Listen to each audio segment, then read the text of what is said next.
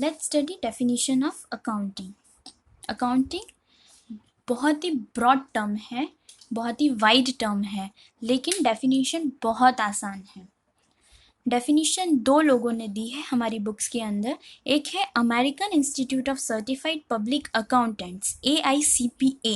According to them accounting is an art of recording. Accounting record करने का art है. Classifying and summarising in a significant manner and in terms of money. Money के terms में हमें important manner में transactions को, जो हम डेफिनेशन में देखने वाले हैं, what is meant by business transaction, उसको क्लासिफाई करना है, समराइज करना है, और ट्रांजैक्शंस और इवेंट्स को विच आर इन पार्ट, जो पार्ट में होगा, क्योंकि एक साथ हो ना भी हो, at least of a financial character. कोई भी ट्रांजैक्शन या इवेंट फाइनेंशियल कैरेक्टर में होनी चाहिए. इसका मतलब ये हुआ कि अकाउंटिंग रिकॉर्ड करने का आर्ट है, जिसको हमें क्लासिफाई करना है, समराइज करना है, इस तरह से कि वो फाइनेंशियल नेचर में, फाइनेंशियल कैरेक्टर में, यानी मनी के टर्म्स में हमें सामने रिजल्ट के तौर पे दिखाई दे, क्योंकि उसका रिजल्ट हमें इंटरप्रेट करना होता है अकाउंट्स के एंड में. ओके, अकाउंट्स में मेन पार्ट आपको जो समझना है फ्रेंड्स, वो है कि एक रिकॉर्ड करना है, क्लासिफाई करना है, समराइज करना है, ताकि मनी के टर्म्स में समराइज होना चाहिए, फाइनेंशियल नेचर होना चाहिए, जिसे हम इंटरप्रेट कर सके उसके रिजल्ट को. जो भी रिजल्ट हमें रिकॉर्ड करने पर मिलेगा, उसे हमें इंटरप्रेट करना रहेगा. दूसरा डेफिनेशन है अमेरिकन स्टैंडर्ड्स काउंसिल ने दिया है, ASC. According to them accounting एक सर्विस एक्टिविटी है, एक एक्टिविटी जो सर्विस प्रोवाइड करती हो, service activity. Its function is to provide quantitative information. कोई भी इंफॉर्मेशन को क्वांटिटी बेस पर अगर हमें मिल रही है, उसे बोलेंगे हम accounting. Primary financial in nature, जो हमने आगे AICPA के डेफिनेशन में भी देखा कि वो मनी के टर्म्स में या फाइनेंशियल कैरेक्टर में होनी चाहिए. Same way primarily financial in nature. About economic entities यानी बिजनेस, इकोनॉमिक मतलब फाइनेंस, मनी के टर्म्स में ही होना चाहिए. That is intended to be useful in making economic decisions. कोई भी फाइनेंस के रिलेटेड डिसीजन लेना है हमें, तो उसके लिए हमें अकाउंटिंग का सहारा, अकाउंटिंग का मदद लेना पड़ेगा. तो इस वजह से वो एक सर्विस एक्टिविटी हो गई, एक ऐसी एक्टिविटी जिसमें सर्विस इन्वॉल्व्ड है, जो क्वांटिटेटिव इंफॉर्मेशन फर्निश करके देता है, फंक्शन करता है. फाइनेंशियल उसका नेचर होना चाहिए, इकोनॉमिक एंटिटीज में होना चाहिए, और जिसका डिसीजन लेना फाइनेंस टर्म में, इकोनॉमिक के टर्म्स में आसान हो जाए, इंटेंडेड यूजफुल हो. ओके, इसके अंदर आपको याद क्या रखना है? Service activity, quantitative information, financial in nature, economic entities, and useful for economic decisions. Once again फटाफट से हम डेफिनेशन को रीड करते हैं, रिवाइज कर लेते हैं. AICPA के हिसाब से अकाउंटिंग रिकॉर्ड करने का आर्ट है, जिसे हमें ट्रांजैक्शंस को मनी के टर्म्स में क्लासिफाई और समराइज करना है, कुछ इस तरह से कि उसका कैरेक्टर फाइनेंशियल रहे, और जिसका इंटरप्रिटेशन का रिजल्ट हमें आसानी से फाइनेंस टर्म में ही मिल सके. इस ASC अमेरिकन स्टैंडर्ड्स काउंसिल क्या बोलता है? अकाउंटिंग एक एक्टिविटी है जो सर्विस रिलेटेड एक्टिविटी है, जिसका फंक्शन क्वांटिटेटिव इंफॉर्मेशन देना है, जिसका नेचर फाइनेंशियल होना चाहिए, इकोनॉमिक एंटिटीज़ के बारे में बताता हो, अबाउट इकोनॉमिक एंटिटीज़, और जिसका इंटेंशन इकोनॉमिक डिसीजन के लिए यूजफुल होना चाहिए. That's it.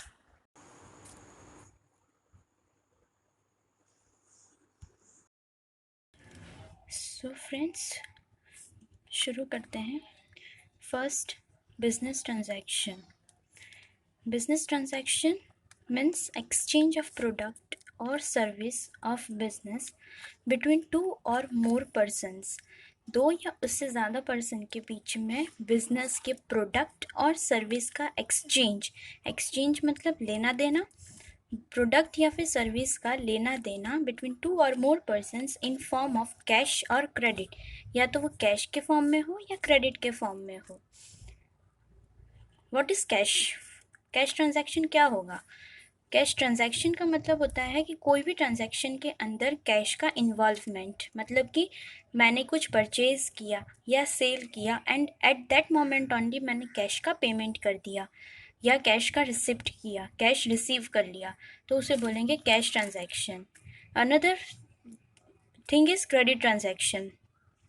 एक ट्रांजैक्शन होता है जिसके अंदर कैश का इन्वॉल्वमेंट नहीं होता अभी के लिए, स्पॉन्टेनियसली पेमेंट कैश का नहीं होगा, फ्यूचर में होगा।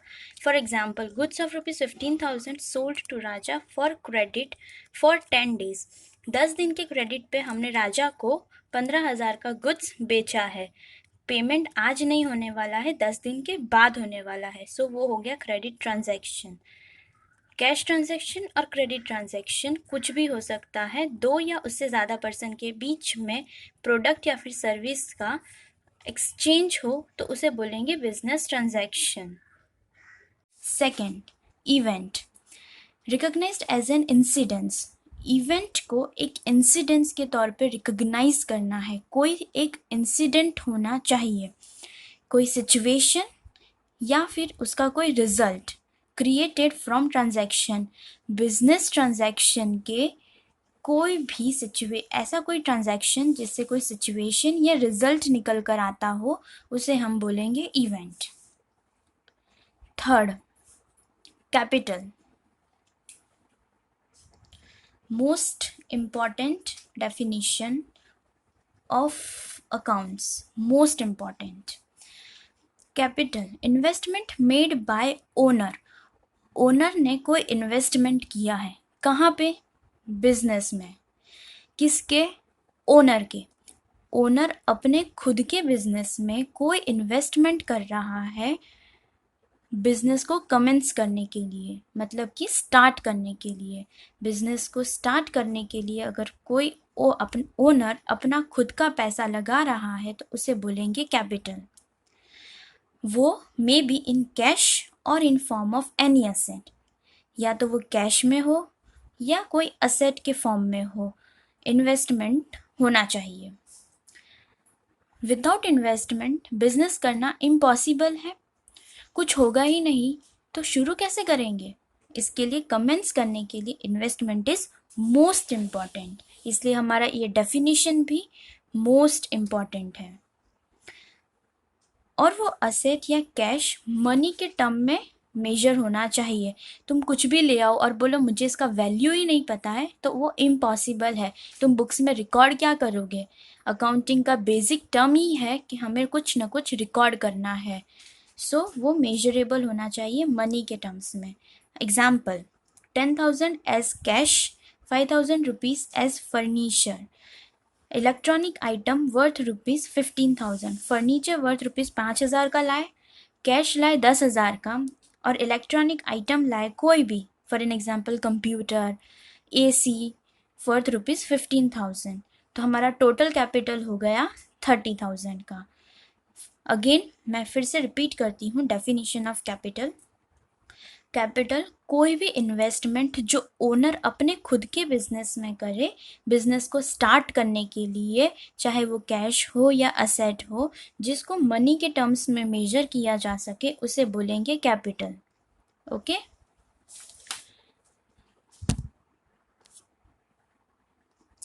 नेक्स्ट डेफिनेशन है drawings. Owner of business when withdraws cash और any asset for personal use is known as drawings. Simple terms में कैपिटल का मतलब था बिजनेस के अंदर पैसा लाना, और ड्राइंग्स का मतलब है बिजनेस में से पैसा लेकर जाना, बिजनेस से पैसा लेकर जाना फॉर पर्सनल यूज। खुद के पर्सनल काम के लिए अगर ओनर खुद अपने ही बिजनेस में से पैसा विड्रॉ करता है, विड्रॉवल का मतलब होता है उठाना, विड्रॉ करता है, then it is known as drawings. Drawings को कैपिटल रिडक्शन बोला गया है। कैपिटल में से रिडक्शन होगा, कम हो जाएगा, मतलब हम कैपिटल में से माइनस कर सकते हैं, लेकिन अकाउंट्स में ड्राइंग्स को अलग से रिकॉर्ड करने को कहा गया है। Owner gives capital to business. Owner ने बिजनेस को क्या दिया था? कैपिटल। और क्या लेकर जा रहा है? और बिजनेस ओनर को क्या देगा? Drawings. Okay, so the most second important definition is drawing. ये भी इम्पॉर्टेंट डेफिनेशन है। नेक्स्ट डेफिनेशन है लायबिलिटी। अकाउंट्स के अंदर दो सबसे इम्पॉर्टेंट अगर कंसेप्ट हैं तो दो हैं, एक लायबिलिटी और एक असेट। उसमें से हम पहला पढ़ रहे हैं लायबिलिटी, इसके बाद हम पढ़ेंगे asset. Liability, amount payable for the entity और business is known as liability. Amount payable, payable का मतलब है आज पे नहीं करना है, टुडे नॉट टू पे, आज पे नहीं करना है, बट इन फ्यूचर पे करना है, उसे बोलेंगे payable. Amount payable for the entity, पे किसके लिए करना है? एंटिटी के लिए या बिजनेस के लिए। हम जो एंटिटी हमने खोल रखा है या हमने जो बिजनेस किया है, कर रहे हैं, उसके लिए कोई भी अमाउंट पे करना है, आज नहीं फ्यूचर में, तो उसे बोलेंगे लायबिलिटी। वो लायबिलिटी या तो हमने कोई बिजनेस है तो हमने परचेज तो किया ही होगा, पर परचेज कैसा? Credit purchase. आगे हम देख चुके हैं क्रेडिट ट्रांजैक्शन को, वैसे ही क्रेडिट परचेज, पेमेंट आज नहीं करेंगे, फ्यूचर में करेंगे, इसलिए वो हो गया क्रेडिट परचेज। अगर क्रेडिट परचेज किया है, पैसा तो देना है लेकिन आज नहीं फ्यूचर में, तो वो हो गई हमारी लायबिलिटी। हमने क्या परचेज किया होगा? या तो गुड्स परचेज किए होंगे या असेट परचेज किया होगा। असेट हम आगे आके सीखने वाले हैं, what is meant by asset. For any borrowed money, या फिर कोई बोरो किया हुआ हो मनी। बिजनेस शुरू करने के लिए हो सकता है कि ओनर ने कैपिटल के साथ साथ कोई मनी बोरो किया हो, जैसे कि बैंक से लोन लिया हो, किसी फ्रेंड या रिलेटिव से मनी पैसा बोरो किया हो, उधार पे लिया हो, तो उसका पेमेंट आज नहीं करेंगे लेकिन फ्यूचर में तो करेंगे, तो वो भी हमारे लिए एक लायबिलिटी हो जाएगी, इसलिए payable in future. Liability, amount payable for the entity और business is known as liability. आज नहीं फ्यूचर में पे करना है। अब लायबिलिटी के कुछ टाइप्स हैं, मेनली दो टाइप्स होते हैं, एक होता है इंटरनल लायबिलिटी और दूसरा होता है एक्सटर्नल लायबिलिटी। इंटरनल लायबिलिटी जो बिजनेस पे करेगा ओनर को, ओके, बिजनेस टू ओनर। और एक्सटर्नल लायबिलिटी होता है बिजनेस टू एक्सटर्नल, या फिर बोल सकते हैं हम थर्ड पार्टी को, ठीक है। इंटरनल लायबिलिटी हो या एक्सटर्नल लायबिलिटी हो, उसके भी दो पार्ट्स होते हैं, एक करंट लायबिलिटी और एक non current liability. Current liability short term liability होती है जो लेस देन 1 ईयर के लिए होती है, जैसे कि हमने यहाँ पर क्रेडिट परचेज देखा था, तो क्रेडिट परचेज कोई भी माल जो बेचेगा वो हमें 1 साल के लिए पेमेंट बाकी रखे, ऐसा हो नहीं सकता, तो वो हो जाएगी हमारी करंट लायबिलिटी। लेकिन अगर हमने पैसा बोरो किया है कहीं से, चाहे वो बैंक हो या कोई फ्रेंड या रिलेटिव हो, तो हम उनसे रिक्वेस्ट कर सकते हैं कि हम अभी पे नहीं करेंगे लेकिन 1 साल के बाद पे करेंगे या 2 साल के बाद पे करेंगे। सो इट इज़ पॉसिबल कि एक मोर देन 1 ईयर के लिए हमने बोरो किया हो, तो उसे बोलेंगे non current liability. External liability, business को एक्सटर्नल या फिर थर्ड पार्टी को पे करना है, तो उसमें भी दो पार्ट होंगे, करंट और नॉन करंट लायबिलिटी। किसी थर्ड पार्टी को पेमेंट करना है, शॉर्ट टर्म। करंट लायबिलिटी मतलब शॉर्ट टर्म लायबिलिटी और non current liability means long term liability more than 1 year. Okay, next definition है हमारी asset. As I told you, दो important part होते हैं बुक्स ऑफ अकाउंट्स के, एक होता है लायबिलिटी और दूसरा होता है असेट्स। लायबिलिटी अभी अभी हमने देखा, असेट्स दूसरा part means economic resources which are held by owner. Owner जो बिजनेस चला रहा है, जिसने बिजनेस को स्टार्ट किया है, वो हेल्ड करता है, पकड़ कर रखता है, अपने पास ओन करता है कोई इकोनॉमिक रिसोर्सेज, इकोनॉमिक जिसे पैसे के टर्म्स में हम कैलकुलेट कर सकें, कोई रिसोर्सेज जैसे कि हमारे नेचुरल रिसोर्सेज होते हैं, उसी तरह से होते हैं इकोनॉमिक रिसोर्सेज जो हमारी बिजनेस की वैल्यू को बढ़ाएगा। Asset means economic resources which are held by owner and from which there is expectation of economic benefit.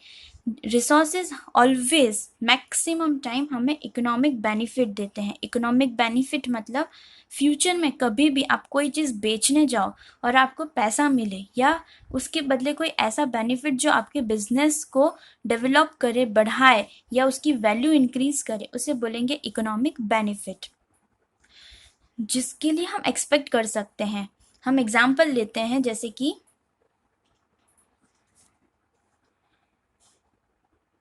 AC हमारे घर में भी होता है, बिजनेस में तो खास ज़रूरी होता है, ऑफिसेज वगैरह में। एसी आज टुडे प्राइस है उसका 40,000। इन फ्यूचर सपोज सेल किया हमने तो हमें पूरा 40 तो नहीं मिलेगा, लेकिन माइट भी पॉसिबल कि उसके बदले हमें एक नया न्यू एसी मिल जाए एक्सचेंज ऑफर में, या फिर पैसे वापस मिले, सपोज कि 5,000 या 10,000 या ऐसा कोई भी अमाउंट फिगर मिले, तो वो हमारे लिए इकोनॉमिक बेनिफिट हुआ जिसे हम आज एक्सपेक्ट कर सकते हैं कि इन फ्यूचर हमें वो बेनिफिट मिलेगा। सो असेट का मतलब होता है कोई इकोनॉमिक रिसोर्सेज जिसे ओनर ने हेल्ड किया हो, पकड़ कर रखा हो, अपने पास बसाया हुआ हो, from which there is expectation of economic benefit to the business in the future. Future में कोई हमें इकोनॉमिकली बेनिफिट होने वाला हो, उसका एक्सपेक्टेशन हम आज करें तो उसे हम असेट बोलेंगे। जैसे ही लायबिलिटीज़ के क्लासिफिकेशन या टाइप थे, वैसे ही असेट्स के भी टाइप्स हैं। मेनली 3 टाइप्स ऑफ असेट्स होते हैं, non current assets, current assets और fictitious assets. Non current assets more than 1 year के लिए होगा, जिसे हम फिक्स्ड असेट्स भी बोल सकते हैं, जैसे लैंड होगा, बिल्डिंग होगा। इन शॉर्ट इसका मतलब ये होगा कोई भी असेट जिसको हमने हेल्ड किया होगा एक या उससे ज़्यादा समय के लिए, 1 साल या फिर उसके ज़्यादा टाइम के लिए, उसे बोलेंगे हम नॉन करंट असेट, जो हम अभी के अभी नहीं बेचने वाले, कुछ समय हमारे पास रखेंगे, बेनिफिट लेंगे और फिर ज़रूरत पड़ी तो ही सेल करेंगे। करंट असेट्स जो शॉर्ट टर्म पर्पस के लिए हो, 1 साल से कम टाइम के लिए हो, जैसे कि stock.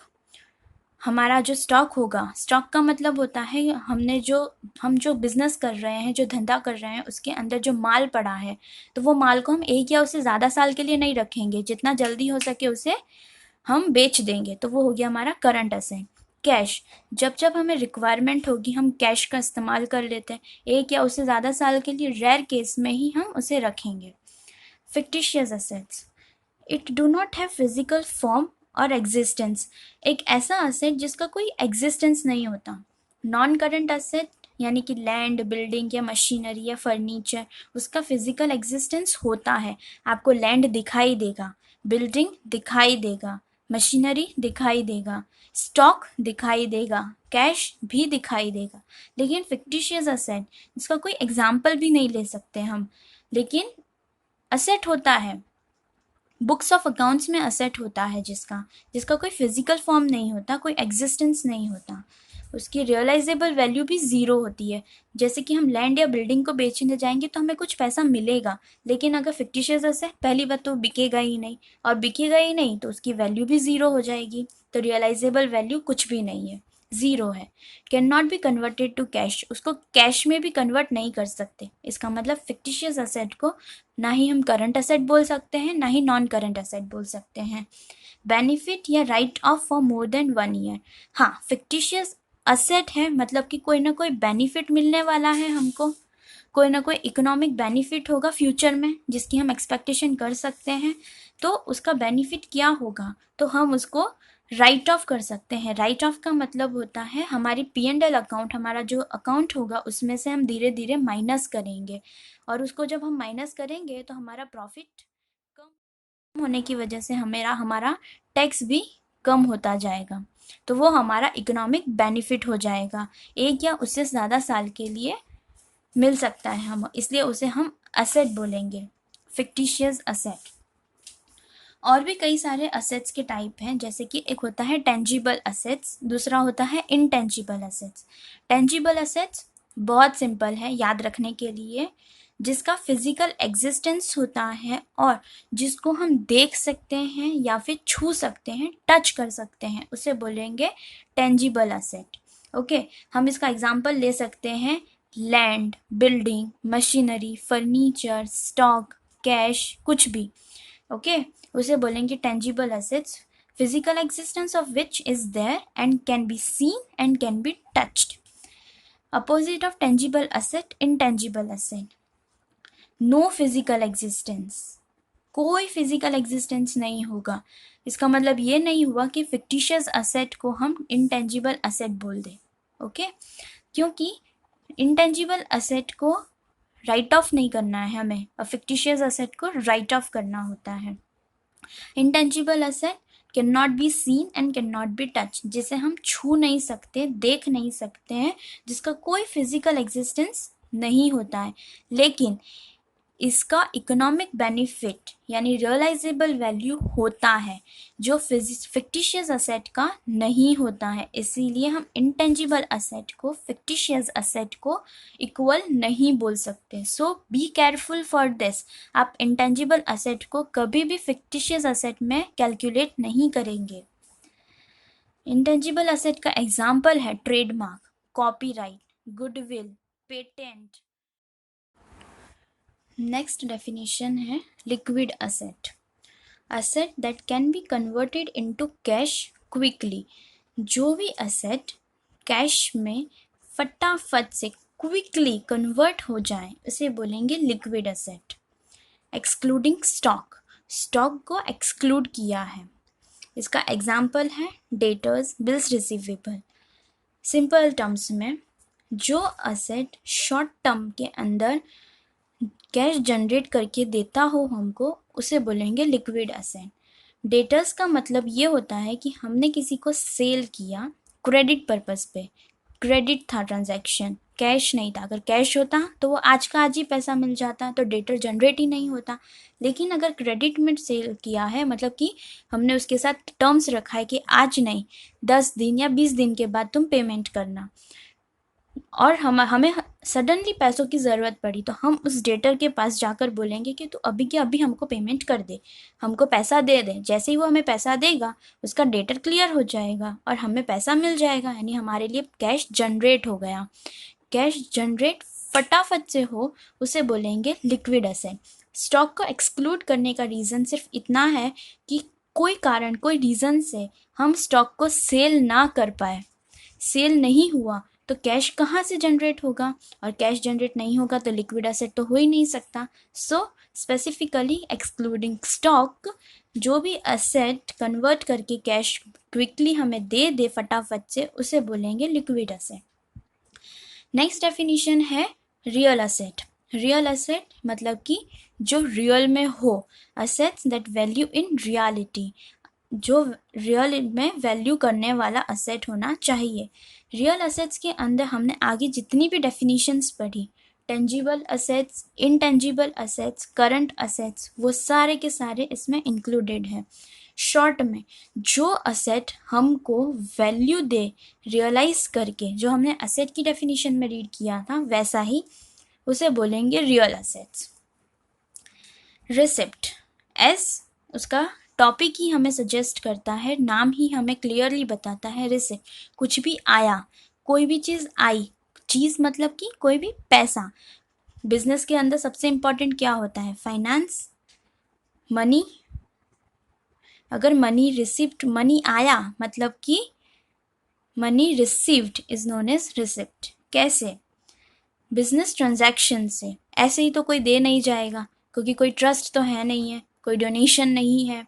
Money received due to consequences of business transactions. Money हमें रिसीव हुआ है बिजनेस ट्रांजैक्शन की वजह से, तो हम उसे बोलेंगे receipt. Business receives regular receipts, हमें मतलब कि हमारे बिजनेस को, ओके आप हमेशा यही ध्यान रखें कि फ़िलहाल हम हमारे बिजनेस के बारे में बात कर रहे हैं। जितने भी टर्म्स हम पढ़ रहे हैं, जितनी भी टर्मिनोलॉजीज हम अभी देख रहे हैं, वो सारी बिजनेस के पॉइंट ऑफ व्यू से ही देख रहे हैं। तो business receives regular receipts from day to day activities.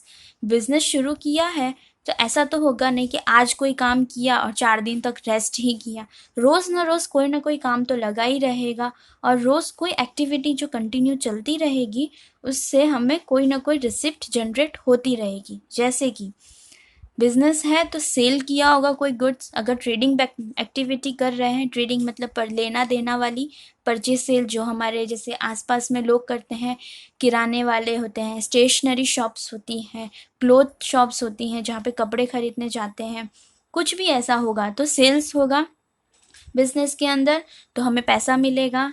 Commission, कोई हमने एजेंसी ले रखी होगी, जैसे कि कई सारी जगहों पर एजेंसीज चलती है, जैसे डेंगी डम्स वाले होते हैं, मॉन्गिनीज होती है, इस टाइप की जो भी एजेंसीज लेते हैं उनको कमीशन मिलता है। रिसिप्ट ऑफ डिविडेंड, कोई शेयर मार्केट वगैरह से हमें कोई डिविडेंड मिला हो तो वो सारी हमारी रिसिप्ट होगी। रिसिप्ट दो तरह की होती है, capital receipt, revenue receipt. Capital receipt not received regularly और फ्रिक्वेंटली, रोज ना मिले वो रिसिप्ट तो है, वो मतलब मनी तो आ रहा है लेकिन रेगुलर बेसिस पे नहीं आ रहा है, रोज के रोज नहीं आ रहा है, कभी कभार आता है, उसे बोलेंगे कैपिटल रिसिप्ट। फ्रॉम, जैसे कि एग्जाम्पल, हमने कोई असेट बेचा, असेट हमारा इकोनॉमिक बेनिफिट जनरेट करके दे रहा था, तो हम उसे रोज़ नहीं बेचने जाएंगे कि आज खरीदा कल बेच दिया, आज खरीदा कल बेच दिया। ऐसा तो होगा नहीं कि एसी आज परचेज़ किया और कल जाकर बेच दिया, फर्नीचर आज परचेज़ किया और कल बेच दिया। तो ऐसा कोई असेट जो हमने खरीदा बहुत सालों पहले था, आज बेचा है, तो पॉसिबल है कि हमें कोई पैसा मिलेगा, तो उसे बोलेंगे हम कैपिटल रिसिप्ट। जो पैसा आया उसे हम बोलेंगे कैपिटल रिसिप्ट, जो रेगुलर काम नहीं होता है। लेकिन हाँ, अगर कोई फर्नीचर का बिजनेस ही कर रहा है तो वो उसके लिए असेट नहीं होगा, स्टॉक होगा, और स्टॉक रोज बेचा जाएगा, और जिसे रोज बेचकर जो रोज रिसिप्ट अर्न करेंगे उसे बोलेंगे हम revenue receipt. Flow of receipt is constant, जो कांस्टेंट होगा। हम सिर्फ आज की आज अगर फर्नीचर का बिजनेस है तो सिर्फ आज फर्नीचर बेचकर घर जाकर आराम नहीं करेंगे, हम रोज़ फर्नीचर बेच रहे होंगे। एसी होगा, एसी का बिजनेस है तो रोज़ एसी बेच रहे होंगे। अगर कपड़े का बिजनेस है तो रोज़ कपड़े बेच रहे होंगे, तो रोज़ कोई ना कोई हमारी इनकम उस बिजनेस से, उस गुड्स को सेल करने से जनरेट हो रही होगी। सेल्स इनकम, कमीशन इनकम, कोई कमीशन इनकम हो सकती है जो रोज़ मिल, कोई रेंट की इनकम आ रही हो रोज़, मतलब महीने महीने भी आ रही हो, कांस्टेंट हो, जो डेफिनेटली हमें पता है कि मिलने ही वाली है। अगर कोई प्रीमाइस है, कोई हमारा बिल्डिंग है, हमने रेंट पर दिया है उसको, तो हमें हर महीने रेंट मिलने वाला है, तो वो कांस्टेंट हो गया। लेकिन कैपिटल रिसिप्ट नहीं पता होता है हमें कि हमको ये मिलने ही वाला है। सडन बेसिस पे हमें ये पता चलता है कि ओह आज हमें ये चीज़ बेचनी पड़ेगी या ये असेट सेल करना पड़ेगा, और सडन बेसिस पे हमें कोई इनकम जनरेट हो जाए, उसे बोलेंगे हम कैपिटल रिसिप्ट। कांस्टेंट बेसिस पे जनरेट हो रही है तो उसे बोलेंगे हम revenue receipt. Fine. Next definition है पेमेंट। रिसिप्ट का मतलब क्या था, कुछ भी आ रहा है, पेमेंट जो पैसा जा रहा है। अब बिजनेस कर रहे हैं तो इसका मतलब ये तो नहीं कि सिर्फ आएगा ही, जाएगा भी तो सही। Money paid for any business transaction, कोई भी बिजनेस ट्रांजैक्शन के लिए मनी को पे किया हमने तो उसे बोलेंगे पेमेंट। जिस तरह से हमें रेंट मिल रहा था उसी तरह हो सकता है कि रेंट हम पे कर रहे हो तो हमारा तो पैसा गया, तो उसे बोलेंगे payment. Might be paid regularly और नॉट रेगुलरली, या तो हम उसे रेगुलर पे कर रहे हैं या तो नॉट रेगुलरली। अगर रेगुलर पे कर रहे हैं तो वही रेवेन्यू एक्सपेंडिचर हो जाएगा, रेगुलर पे नहीं कर रहे हैं तो कैपिटल एक्सपेंडिचर हो जाएगा। So there are two types of payment similar as of receipt. जैसे ही रिसिप्ट में दो तरह थे, दो टाइप्स थे, वैसे ही पेमेंट के भी दो टाइप्स हैं। capital expenditure, revenue expenditure. Revenue expenditure regular in nature, for example rent हर महीने पे करना पड़ेगा. सैलरी, बिजनेस है तो एम्प्लॉयज़ भी होंगे, वर्कर्स भी होंगे, तो उनको हम सैलरी वेजेस पे करेंगे. कोई प्रीमाइस का रेंट भी पे कर रहे होंगे तो वो हर महीने किया जाएगा, यानी कि वो कांस्टेंट होगा.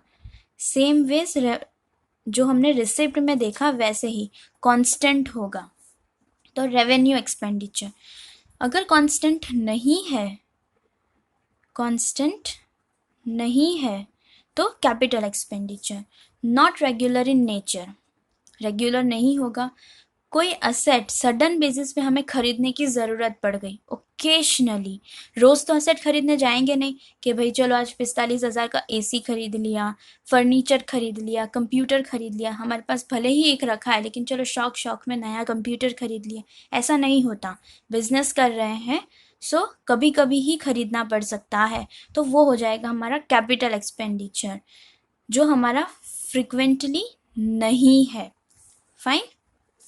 Next definition, deferred revenue expenses. थोड़ी देर पहले हमने एक फिक्टिशियस असेट पढ़ा था. Did you remember that?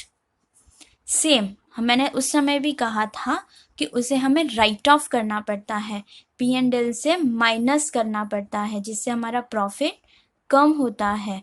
बस वही है डेफर्ड रेवेन्यू एक्सपेंसेस. डेफर्ड मतलब कि पार्ट में कम करना. Expenses are known as fictitious assets. जो एक्सपेंसेस, डेफर्ड रेवेन्यू एक्सपेंसेस का मतलब क्या होता है? फिक्टिशियस असेट्स, जो हम ऑलरेडी असेट की डेफिनेशन में पढ़ चुके हैं. Those expenses which are deferred for a long term. Fictitious assets भी लॉन्ग टर्म में ही था. एक या उससे ज़्यादा करना पड़े उसे हमने बोला था फिक्टिशियस असेट, जो हमने पॉइंट नंबर 6 में पढ़ चुके हैं हम. प्लीज़ अगर याद ना हो या रेफर करना हो तो एक बार बैक जाकर देख लें. उसी को बोलेंगे deferred revenue expenditure as discussed above. Next is expense. हमने पेमेंट देखा था. पेमेंट का मतलब क्या था? मनी जा रहा था, मतलब कि हमने कोई खर्चा किया था. सिमिलरली एक्सपेंस, हमने कोई खर्चा किया है, बिजनेस के लिए कोई एक्सपेंस किया है, कुछ पेमेंट किया है, जो हमने पेमेंट वाले पॉइंट में पढ़ा था. हमने एग्जांपल क्या दिया था? सैलरी, वेजेस, रेंट, कोई प्रीमाइस का रेंट पे कर रहे हैं, वो सारे हमारे खर्चे थे. यहाँ तक कि हमारे एक्सपेंस में फिक्स्ड असेट भी आ जाएगा. फिक्स्ड असेट का परचेज करना भी एक्सपेंस ही होगा, लेकिन ये एक्सपेंस भले ही वो कैपिटल हो या रेवेन्यू हो, एक्सपेंस तो हुआ है. सो कोई भी पेमेंट होगा उसे हम एक्सपेंस बोलेंगे. एक्सपेंस अकाउंटिंग ईयर में होना चाहिए. अकाउंटिंग ईयर का मतलब होता है 12 मंथ्स. हमारे इंडिया में 12 मंथ्स अप्रैल टू मार्च का होता है. Revenue, next definition. पहले हमने रिसिप्ट रीड किया था, सेम वे रिसिप्ट की तरह ही होता है रेवेन्यू, चाहे वो कैपिटल रिसिप्ट हो या रेवेन्यू रिसिप्ट. जो भी मनी हमने अर्न किया है वो हमारी रेवेन्यू होगा. रेवेन्यू का मतलब होता है हमारी इनकम. कोई भी हो, रेंट का इनकम हो, कमीशन का इनकम हो, रेंट का इनकम हो, कोई भी इनकम होगा, डिविडेंड हो, वो सारा हमारा रेवेन्यू होगा. ओके फ्रेंड्स, इस वीडियो की ये लास्ट डेफिनेशन है. आगे की डेफिनेशन हम नेक्स्ट वीडियो में देखेंगे. आपको कोई भी डाउट हो, कोई भी क्वेरी हो, प्लीज़ कमेंट कीजिए कमेंट बॉक्स में. विद इन 2 to 3 days आपकी क्वेरी सॉल्व हो जाएगी. And if you like this और आपको ये वैल्यू लगता है कि ये सारा वीडियो आपको पसंद आया, तो प्लीज़ वीडियो को सब्सक्राइब कर दीजिए चैनल को और बेल आइकन को प्रेस कर दीजिए, ताकि आप ऐसी और भी वीडियोस को जो आपको हेल्पफुल होने वाली है फ्यूचर में आपकी स्टडीज़ में, वो आप मिस ना करें. So friends, please share the words. Thank you.